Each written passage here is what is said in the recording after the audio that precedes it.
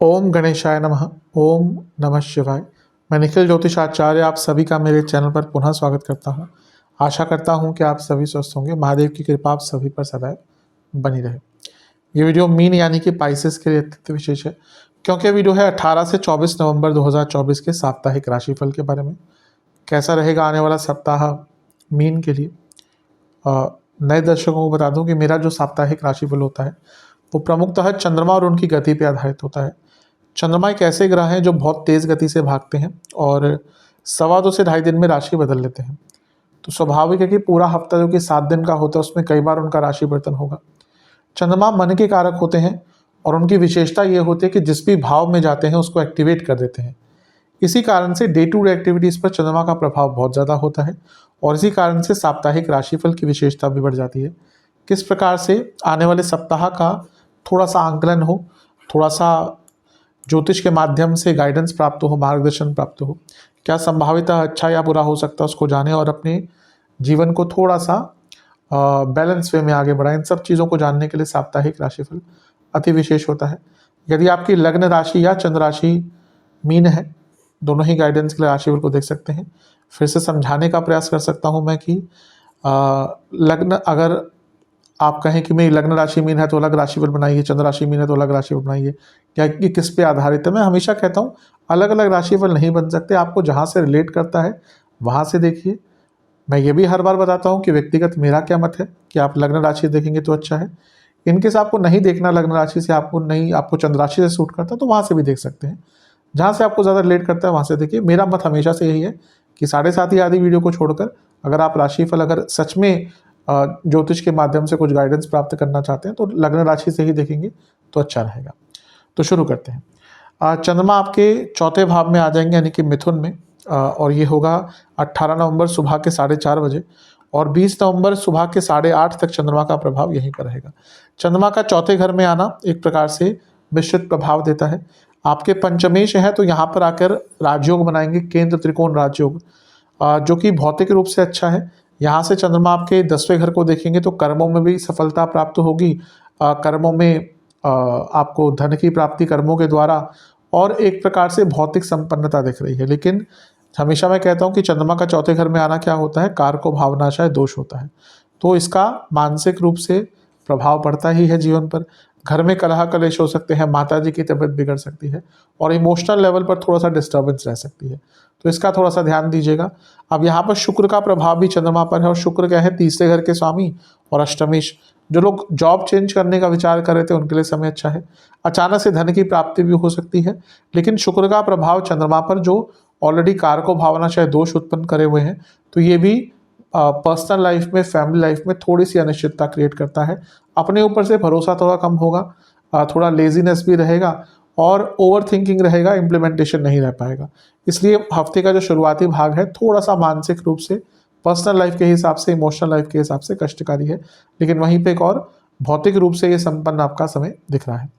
नवांश कुंडली बता रही है कि ज़्यादा सोच विचार मत कीजिएगा, स्पॉन्टेनियस रहना है। दशांश कुंडली कार्य क्षेत्र में किसी पर ज़्यादा विश्वास मत कीजिएगा, भले ही वो कलीग आपका बहुत अच्छा दोस्त हो, प्रॉब्लम होगी। बिजनेस आगे बढ़ने का समय है, बहुत कुछ जो प्लान करके बैठे हैं उसको इम्प्लीमेंट करना शुरू कर दीजिए। लव लाइफ, जजमेंटल कमेंट्स मत पास कीजिएगा, प्रॉब्लम होगी। वैवाहिक जीवन, अगर प्रॉब्लम्स आ रही थी उनको ठीक करने का सुनहरा मौका है। स्टूडेंट्स थोड़ा अवेयर रहिए, आप बहुत चीज़ों के बारे में अभी आपकी अवेयरनेस कम है और ये चीज़ आगे चलकर आपको अवश्य कष्ट में डाल सकती है, तो इस पर विचार कीजिएगा, भली भांति सोचिएगा। सेहत की जहाँ तक बात है, कफ रोग, छाती के रोग और हार्मोनल प्रॉब्लम, सर्वाष्टक में आपका छठा घर बली है, थोड़ी सी चिंताएं अवश्य रहेंगी हफ्ते के शुरुआती भाग में। 20 नवंबर सुबह के 8:30 चंद्रमा आ जाएंगे आपके 5वें घर में और 22 नवंबर शाम के 6:30 तक चंद्रमा यहीं पर रहेंगे। चंद्रमा का 5वें घर में आना अच्छा ही होता है, लक्ष्मी स्थान है, ऊपर से यहाँ पे लक्ष्मी स्थान के स्वामी ही बनते हैं वो, तो बहुत अच्छा समय है आपका। इसके साथ ही वो एक और लक्ष्मी स्थान के और भाग्य स्थान के स्वामी मंगल के साथ हैं। 2 त्रिकोण के स्वामियों का संगम त्रिकोण भाव में अत्यंत शुभ समय होता है। ये समय वो होता है जब आप सफलता प्राप्त करते हैं, भाग्य का साथ मिलता है, धन आता है, बड़ी मात्रा में कुछ बदलाव आ सकते हैं और एक प्रकार से क्रिएटिविटी हो, बुद्धिमत्ता हो, भाग्य हो और मंगल के होने के कारण साहस हो, इन सब का साथ मिलता है। तो हफ्ते का मध्य भाग तो आपके लिए कहीं ना कहीं अवश्य संपूर्ण दिख रहा है, बहुत अच्छा दिख रहा है। राहु का प्रभाव भी है जो अचानक से नई अपॉर्चुनिटीज खोल सकते हैं, लेकिन पंचम में नीच के मंगल हैं और चंद्रमा है और राहु का प्रभाव। ओवर थिंकिंग से बचना है क्योंकि ओवर थिंकिंग आपको बहुत तंग कर सकती है। बच्चों से संबंध ठीक रखिएगा। बहुत अच्छा समय है भौतिक रूप से, लेकिन जैसा मैंने कहा ना कि ओवर थिंकिंग से बचिएगा। मीन वाले वैसे ही ओवर थिंकिंग का ठेका इन्होंने ले रखा होता है, तो थोड़ा सा अपने आप को इन सब चीज़ों से दूर रखेंगे, अपने क्रिएटिविटी का, अपने माइंड का सदुपयोग करेंगे, अपने आइडियाज़ का सदुपयोग करेंगे तो बहुत अच्छा रहेगा। नवांश कुंडली बता रही है कि अपनी प्रॉब्लम्स को उनका विचार कीजिएगा, आपको ना उसका रास्ता मिलेगा। रेदर देन अपनी मानसिक ऊर्जा को वेस्ट करना, अपनी प्रॉब्लम्स को सोचिए, उनके बारे में विचार कीजिए, उसका रिजल्ट आपको अच्छा मिलेगा, उसका सॉल्यूशन प्राप्त होगा। दशांश कुंडली कार्य क्षेत्र में ठीक ठाक है सब कुछ। बस वाणी पर थोड़ा सा ध्यान दीजिएगा। बिजनेस के हिसाब से अच्छा टाइम है, कुछ नया करने का अवसर मिलेगा। लव लाइफ अगर प्रॉब्लम चल रही थी तो यहाँ पे चीज़ों को ठीक करने की उम्मीद जागेगी। वैवाहिक जीवन ठीक ठाक है, ऐसी कोई प्रॉब्लम नहीं दिख रही। जहाँ तक स्टूडेंट्स की बात है, आपको ना थोड़ा सा बैगेज उतारना पड़ेगा, छोड़ना पड़ेगा। आप जो अतीत की चीज़ें लेकर चल रहे हैं ना, इससे निकलना पड़ेगा। सेहत की जहाँ तक बात है, पेट के रोग, हार्मोनल प्रॉब्लम और रक्त विकार। सर्वाष्टक में आपका सप्तम बली है। बिजनेस में अचानक बड़े धन का लाभ या कुछ नया करने का अवसर प्राप्त हो सकता है। 22 तारीख शाम के 6:30 चंद्रमा आ जाएंगे आपके छठे भाव में और सप्ताह के अंत तक चंद्रमा यहीं पर प्रवास करेंगे। चंद्रमा का छठे भाव में आना एक प्रकार से अच्छा ही मिश्रित माना जाता है। पूरा अच्छा भी नहीं होता, पूरा बुरा भी नहीं होता, क्योंकि वो त्रिकोण के स्वामी है, लेकिन पंचम के स्वामी, उनका छठे भाव में जाना व्यर्थ की चिंताएं बहुत दिखाता है। यहाँ पे शनि की दृष्टि भी है तो विषदोष भी बन रहा है और पाप कर्तरी योग भी है, तो ये भी बता रहा है कि हफ्ते का अंतिम भाग स्ट्रेसफुल रहने वाला है। मे बी ऐसे ऐसे कई चीज़ें हो आपके जीवन में जो चल रही होंगी उस टाइम पे। शायद वर्क प्रेशर हो सकता है, फैमिली प्रेशर हो सकता है, फाइनेंशियल प्रेशर हो सकता है। तो ये सारी चीज़ें मिलकर आपको बहुत कष्ट देंगी, परेशान करेंगी। शनि का प्रभाव विषदोष है, जैसे मैंने कहा पाप कर्तरी योग से चंद्रमा की सेंसिटिविटी और बढ़ जाती है, तो थोड़ा सा इन सब चीज़ों पर ध्यान देंगे तो आपके लिए अच्छा है।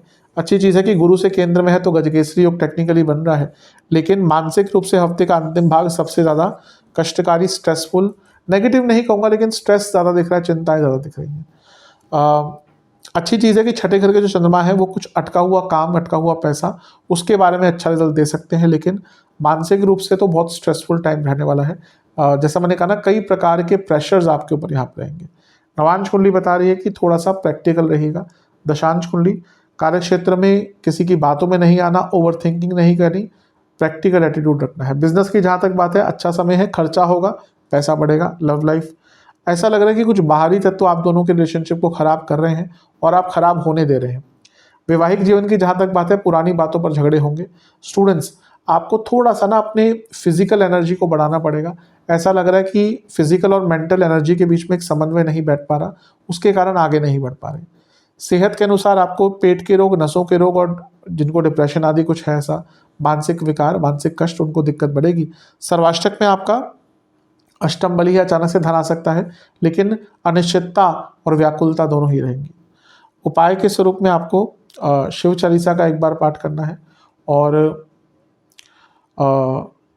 बृहस्पति चालीसा का भी एक बार, गुरु चालीसा या बृहस्पति चालीसा आती है, उसका भी एक बार पाठ करना है। आशा करता हूँ कि वीडियो आपके काम आएगी। चैनल पर नए हैं, सब्सक्राइब कीजिए, वीडियो को लाइक कीजिए। मिलता हूँ अगली वीडियो में, तब तक के लिए ओम नमः।